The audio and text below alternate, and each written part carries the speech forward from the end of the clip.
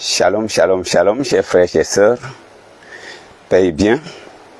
Je suis le frère Étienne Bamba et le Verbe se fait chair, parole et vie. Adorez Dieu en esprit et en vérité. Alors vous êtes en direct sur notre page Facebook et le Verbe se fait chair. Sur YouTube, vous êtes sur le nom de Logos. Et nous vous proposons ce soir notre enseignement dans le cheminement spirituel que nous avons commencé avec vous pour le temps de Carême. Et aujourd'hui, nous vous invitons de vous laisser remplir par l'Esprit Saint et disposer par la grâce de Dieu à réfléchir avec nous, à partager avec nous sur le thème de Au puits de Jacob, le secret de la rencontre. Au puits de Jacob, le secret de la rencontre. Je prie que la puissance de Dieu par la Vierge Marie descende sur nous, nous couvre de son ombre et nous remplisse de l'Esprit Saint pour que chaque personne de vous, où que vous soyez, quoi que vous fassiez, soit rempli de l'Esprit Saint afin de pouvoir puiser à la source, afin de vous rendre disponible pour entrer dans la véritable lumière que Dieu lui-même nous donne et nous promet. Nous voici, on réfléchit sur ce petit thème. Nous avons dit que le temps de Carême est un temps de rencontre. C'est un temps où Dieu vient à notre rencontre. C'est un temps où l'homme doit creuser aussi son désir de rencontrer Dieu. Et ce thème est tiré de l'évangile du dimanche passé de la Samaritaine en Jean chapitre 4. Chers frères, chers sœurs, paye bien.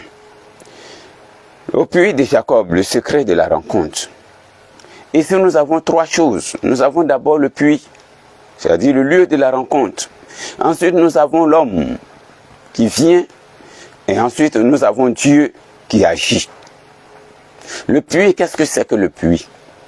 Aujourd'hui, avec la modernisation dans des grandes villes, nous ne connaissons plus ce que c'est qu'un puits en tant qu'un puits. Mais dans la tradition ou encore dans certaines cultures africaines, le puits existe. Et le puits donc est un lieu de rencontre, particulièrement pour les femmes qui viennent chercher de l'eau afin de garantir la vie, la cuisine et le nécessaire, l'incontournable dans leur foyer, dans leur maison. Tout le monde sait que les puits sont des lieux de rencontre privilégiés, en particulier pour les femmes. Et ensuite, pour tout homme qui voudrait bien s'y rendre. Encore dans l'Ancien Testament, c'était un lieu de rencontre de tout le monde, femmes comme garçons, femmes pour ce que je viens de dire, et hommes pour tous ceux qui suivaient du bétail, donc qui se rendaient dans ces lieux de rencontre afin de pouvoir eux aussi abreuver leur troupeau. Et le puits de Jacob était donc un de ces lieux où tout le monde pouvait rassembler son bétail et donc rouler la pierre et puis faire boire le bétail, abreuver le bétail. Eux aussi s'abreuver et prévoir de l'eau pour eux-mêmes et pour leur bien-être. Mais qu'est-ce que c'est que le puits? Le puits est une source. C'est une source avec le concours de l'homme qui creuse, c'est-à-dire qui met des efforts et qui creuse. L'homme creuse une source qui peut être exposée, c'est-à-dire une source ouverte. On dit c'est une source naturelle. Aussi creuser, trouver un puits et en faire trouver de l'eau, c'est aussi une source. Donc c'est à la source de Jacob que donc va se passer la rencontre entre la femme samaritaine et Jésus, notre Sauveur. Nous voyons que le puits est donc cette source intarissable. Ce puits qui demande l'effort de l'homme pour être creusé. Et ce puits où l'homme vient s'abreuver. Où l'homme vient dans le but de maintenir la vie, de creuser la vie. Où l'homme vient dans le but d'avoir le nécessaire pour marcher avec Dieu, pour grandir dans sa vie de foi. Le puits est aussi comme l'expression du désir de l'homme à la recherche de Dieu. Creuser un puits, c'est chercher l'eau vive, de l'eau qui garantisse la vie et qui garantisse la survie de tous ceux qui y sont autour. Le puits est encore un lieu de rencontre, un lieu de communion, un lieu d'expression, un lieu de croissance et même un lieu où l'on peut tomber amoureux parce que là se tissent des grandes relations.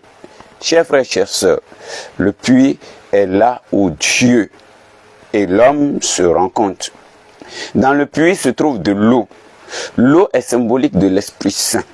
L'Esprit qui est Seigneur et qui donne la vie, nous dit notre credo, qui procède du Père et du Fils, qui avec le Père et le Fils reçoit même adoration et même gloire, donc est égal au Père et au Fils. L'Esprit Saint est symbolisé par l'eau aussi. Et donc, là, le puits serait donc la source où l'Esprit jaillit et remplit le cœur de l'homme afin de faire de lui une source de grâce, de bénédiction et de garantir en lui la participation à la vie éternelle. Chers frères, chères sœurs, c'est cet esprit-là, une fois qu'il est reçu à la rencontre avec Dieu, cet esprit nous transforme et fait de nous une source jaillissante. Nous qui sommes venus nous abreuver à la source de Dieu, désormais devenons une source qui produise des fruits de vie, de témoignage et de grâce pour tous ceux qui sont en communion avec nous. Longtemps dans la Bible, le puits fut aussi un lieu de rencontre, mais un lieu de rencontre privilégié. S'il nous plaît, si nous partons dans la Genèse au chapitre 29, nous allons trouver que le puits était cette source-là, au port de laquelle est parti un serviteur d'Abraham, et c'est là qu'il a rencontré une femme qui devait devenir la femme d'Isaac, la femme appelée Rebecca. Abraham envoie donc son serviteur en Mésopotamie pour chercher une femme pour son fils Isaac. Et donc, il ira jusque-là, arriver à la source d'eau vive, parce qu'il sait que cette source-là pouvait voir la rencontre de plusieurs femmes, parce qu'il sait que cette source-là pouvait donc accueillir plusieurs femmes, et là, il pouvait les voir, les regarder aisément, les admirer et discerner celle qui sera l'épouse du fils de son maître. Donc, il va à cette source. Donc, il choisit bien le lieu de rencontre. Il se rend à ce lieu-là. Et donc là, il s'en va s'asseoir et il exerce son discernement. Il laisse Dieu l'instruire. C'est là qu'il va rencontrer Rebecca. Et il va venir proposer Rebecca à son maître. Et il va aller chercher donc Rebecca pour qu'elle devienne femme du patriarche Isaac.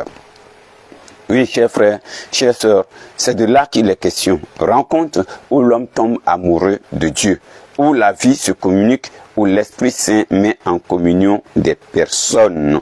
Jean chapitre 4, versets 6 à 7, nous parle donc de la rencontre de Jésus et de la Samaritaine, alors que Jésus était fatigué du voyage. Deuxième, cela nous renvoie donc à Genèse au chapitre 24, où encore Abraham verra son fils rencontrer sa femme. Et deuxième chose, le sacrement de mariage va commencer à naître entre Jacob et Rachel, aussi à un puits. Genèse chapitre 29, Genèse 24 c'était Isaac, Genèse 29 versets 9 à 11 c'était donc Jacob et Rachel. C'est là que Jacob va rouler la pierre à lui seul et abreuver le troupeau de Rachel qui appartenait à son père, et là il sera épris pour Rachel, un coup de foudre immédiat qui va donc se conclure à ce que nous connaissons. Encore le puits de Jacob, le puits plutôt, l'image du puits devient encore lieu de rencontre. La source devient encore lieu de rencontre. Quel lieu de rencontre? Un lieu de rencontre entre Moïse et Séphora. Séphora qui était épouse de Moïse. Moïse donc a rencontré Séphora au bord d'une source. Vous voyez que vraiment la source ou le puits est un lieu de rencontre. Moïse est en train de paître le troupeau. Et Moïse va rencontrer donc Séphora devant, à côté de cette source d'eau où les autres voulaient en abuser. Donc ils imposaient leur force et Moïse va les défendre et l'aider à abreuver leur troupeau. Voici comment Moïse et Séphora se rencontrent au bord d'un puits. Le puits donc où la source est donc un lieu de rencontre. Et Jésus, dans son cheminement, passant par la Samarie, qui était un lieu hostile aux Juifs, Voici que Jésus va s'arrêter au bord d'un puits. Le lieu est encore bien choisi. Jésus s'assoit là pour refaire ses forces certainement et envoie ses disciples aller à la ville chercher des provisions pour qu'ils puissent venir manger quelque chose.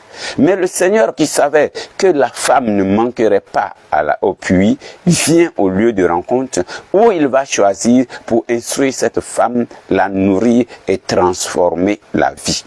Et il va la choisir, elle qui était presque une source desséchée, elle qui fuyait le regard des hommes, elle qui fuyait même son passé, qui avait peur de faire face à son passé. Elle ne voulait pas être jugée par la présence des autres, donc elle ne voulait pas être mal vue des autres. Elle attendait l'heure la plus chaude de la journée, dans un lieu désert, et se rendre seule, discrètement, dans le secret, à la source, pour aller s'abreuver, pour aller puiser de l'eau, pour faire ses réserves.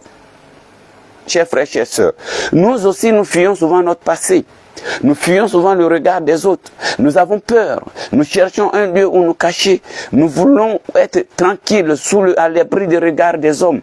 Et nous nous retirons. Mais retirons-nous dans des lieux où nous pouvons trouver la consolation de Dieu, le discernement de Dieu, rencontrer le regard de Dieu et que ce regard puisse nous transformer et nous restaurer. Chacun de nous est à la recherche de la source, de la vie, de la source qui ne tarira jamais, de ce qui est fondamental dans sa vie, de ce qui est vital. Chacun de nous va là où est possible pour lui de trouver la vie, de trouver la paix, de trouver la tranquillité. Aucune personne ne va chercher de l'eau sur le sommet d'une montagne. Sinon, mieux, aucune personne ne va chercher là où il ne peut avoir une source. Chacun se tourne vers la source parce que là, il a une assurance. Chacun de nous doit aussi se tourner vers le lieu où il cherche vraiment sa consolation. Le psaume dit, « Je lève les yeux vers les montagnes, d'où me viendra le secours ?» Et il répond, « Le secours me viendra de l'Éternel. » Ce n'est pas de la montagne, ce n'est pas dans la vallée, ce n'est pas des arbres, ce n'est pas d'où je connais, mais c'est de l'Éternel des armées. Le secours me viendra de celui-là qui a fait et ciel et terre et qui sait qu'est-ce qui est en l'homme et où l'homme va. Quel est ton désir? Qu'est-ce que tu désires? Vers où orientes-tu ton désir et ta recherche de Dieu, ta recherche du bonheur? Chers frères, chères sœurs, voici la question qui nous est posée. Jésus, fatigué, choisit aussi le lieu. Donc il vient à la source pour refaire ses forces. La femme, elle aussi, discrètement, sort de chez elle, à l'abri des regards des gens. Elle va à la source pour faire des économies pour la vie et le jour prochain. Et voici donc, elle sait que la source peut lui garantir de vivre en paix, sans demander quelqu'un, sans déranger quelqu'un, sans être exposée au regard des autres. Elle va donc vers la source et elle se donne tous les moyens nécessaires pour s'abreuver à la source. Nous sommes dans ce temps de carême, à la recherche de Dieu. Nous allons à la rencontre de Dieu. Nous voulons faire un cœur à cœur avec Dieu, dans le secret le plus profond de nous. Nous cherchons l'essentiel de notre vie de foi, nous abreuver à la source avec Dieu. La question est quoi? Qu'est-ce que tu cherches? Où cherches-tu ton Dieu? Quel est le nécessaire pour toi? Qu'est-ce qui est important pour toi?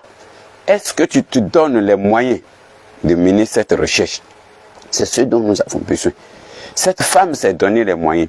Elle est sortie pour aller vers le puits, mais elle est partie avec quelque chose, avec quoi puiser de l'eau, parce qu'elle sait que le puits est profond. Le puits est profond. Le temps que nous traversons est un temps de discernement, un temps qui nous permet de trouver ce qui est bon pour notre bonheur, le lieu et les moyens d'atteindre notre bonheur. Oui, nous devons tourner vers la source.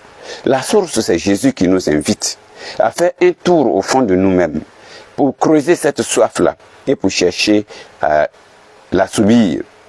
Sortir dans le secret, dans la discrétion, nous diriger vers le lieu véritable de la rencontre, le lieu où Dieu nous attend, le lieu où Jésus nous donne le rendez-vous. Nous y donner les moyens afin d'arriver. Dieu que nous partons chercher nous a déjà précédés. Dieu vers qui nous tendons, il marche avec nous. Dieu que nous cherchons nous invite déjà. Car au temps de Moïse, il dit à Moïse, va vers le rocher, prends avec toi quelques anciens. Et donc, là, sur le rocher, je serai assis et je serai à cette source. Jésus nous précède, il nous attend. Ce n'est pas le temps de nous décourager. Le puits, par sa profondeur, donc, va symboliser les efforts que nous mettons, les efforts que nous déployons. Chers frères, chères sœurs, chacun de nous est en train de creuser son puits. Le puits que l'on creuse, la profondeur est la participation de l'homme à la recherche de Dieu. Son désir profond qui le ronge au fond de lui. Le désir de l'homme à trouver Dieu. C'est ce qui symbolise la profondeur du puits. Donc elle va signifier son désir profond à chercher Dieu. Donc elle y met ses efforts. Elle dit à Jésus, le puits est profond et tu n'as pas un moyen pour atteindre l'eau. Comment peux-tu me donner de l'eau à boire à moi? Vous voyez? Donc la profondeur du puits, ce sont les efforts de l'homme à chercher la grâce divine. Ce sont les efforts de l'homme à chercher Dieu. Le désir que l'homme maintient, nourrit et creuse pour atteindre Dieu. Voilà ce qui est pour nous la profondeur de ce puits. Oui, la femme vient de dire à Jésus son désir de trouver, les efforts qu'elle a mis en œuvre afin de trouver de l'eau. Quel est ton désir? Jusqu'où tu creuses le puits pour être connecté à Dieu, que ce puits-là ne tarisse jamais, que cette foi ne défaille pas, que la peur, que la crainte, que la faim, que la soif, que l'échec, que l'épreuve, que la persécution, que la tentation ne viennent pas donc te décourager, ne viennent pas assécher ta source, ne viennent pas assécher ton puits. Quel est donc le désir que tu entretiens? Ce temps de carême doit te donner de renouveler chaque fois ton engagement, doit te donner de creuser chaque fois et d'avoir chaque jour soif de Dieu. Ce désir doit te ronger, doit te remplir. Ce désir doit être toujours là, toujours plus profond, jamais saciable, insatiable, pour que tu puisses trouver Dieu et trouver la véritable fontaine. Et plus tu creuses fort ton puits, plus il va profond, plus tu touches une nappe qui est intarissable, alors tu deviens donc une source jaillissante. Toi aussi, tu es une source pour la vie éternelle, pour l'éternité, à laquelle les autres pourront venir s'abreuver, en te regardant seulement vivre, en s'attachant à toi, en t'écoutant, en voyant ton témoignage. Tu deviens une source vive pour toutes ces personnes. Le désir qui t'anime, pose-toi la question, renouvelle tes forces, reprends courage et marche. Oui, le serviteur d'Abraham savait que les femmes pouvaient se rencontrer autour du puits. Donc il se rend là-bas et il regarde. Jésus certainement, qui attendait cette femme, vient également là et il parle avec elle. Alors, ce que Jésus propose comme l'eau vive que lui donnera à boire, ne sera plus dans les profondeurs de la terre qui peuvent assécher, mais cette source-là va jaillir de ton cœur qui désormais se réjouit d'avoir trouvé une source et d'être déjà apaisé. Alors ton cœur rassuré et apaisé pourra rassurer et apaiser les autres cœurs assoiffés, troublés, peinés, souffrants. Oui. Et donc, cette eau jaillissante qui va sortir de toi, qui fera de toi une source d'eau vive, cette source-là, c'est l'abondance de la grâce de Dieu qui rejoint l'homme en quête de bonheur, qui rejoint l'homme en quête de la vie. Donc, Dieu te donnera l'abondance et la surabondance de son amour afin que tu sois une source jaillissante. Afin que tu sois une source jaillissante, tu sois une source de bonheur pour ton entourage, pour tes frères, pour tes sœurs. L'eau vive qui jaillit en toi te témoigne de la grâce de Dieu qui t'accompagne à tout moment. Dieu est fidèle, sa fidélité demeure d'âge en âge. Dieu ne trompe pas. Dieu ne ment pas. Dieu n'a jamais fini de te ravitailler, de t'inonder. Donc sa grâce surabonde là où le péché avait fait tarir ta citerne. La grâce de Dieu t'attend pour surabonder dans ta vie. Ce temps de carême, c'est pour toi le moment de faire le plein de ton réservoir, le plein de ta source et de la laisser couler vers les autres. Oui, chers frères, chères sœurs, Dieu veut te combler au-delà de tes attentes. C'est pourquoi il t'attend à la source. Il t'attend vers où tu tournes le regard. Et les paroles de ce temps de carême t'invitent à tourner vers Jésus. En le découvrant par le partage avec tes frères et tes sœurs, en faisant le discernement de ce que tu vas trouver sur ton chemin, de ce qui se présente à toi par le jeûne, en tournant vers la source, par la prière qui fait tes forces, les moyens que tu te donnes pour aller puiser de l'eau à la source qui jaillit afin d'être connecté pour toujours à cette source. La soif est donc l'expression de ta quête de Dieu, de ta recherche de Dieu, le désir profond qui t'anime et qui doit animer tout croyant. Cette soif, quand bien même que Jésus vient l'étancher en toi, cette soif ne doit jamais finir parce qu'elle doit te faire tendre toujours vers Dieu qui est la perfection. Dieu t'appelle à être parfait, comme lui ton Père Céleste est parfait. Dieu te demande d'aimer, comme lui il aime. Ce n'est que cette source, cette soif qui va te faire tendre vers la source qui ne tarira jamais, qui ne tarira jamais. Chers frères, chères sœurs, cette source-là, Jésus t'appelle pour te connecter à cette source.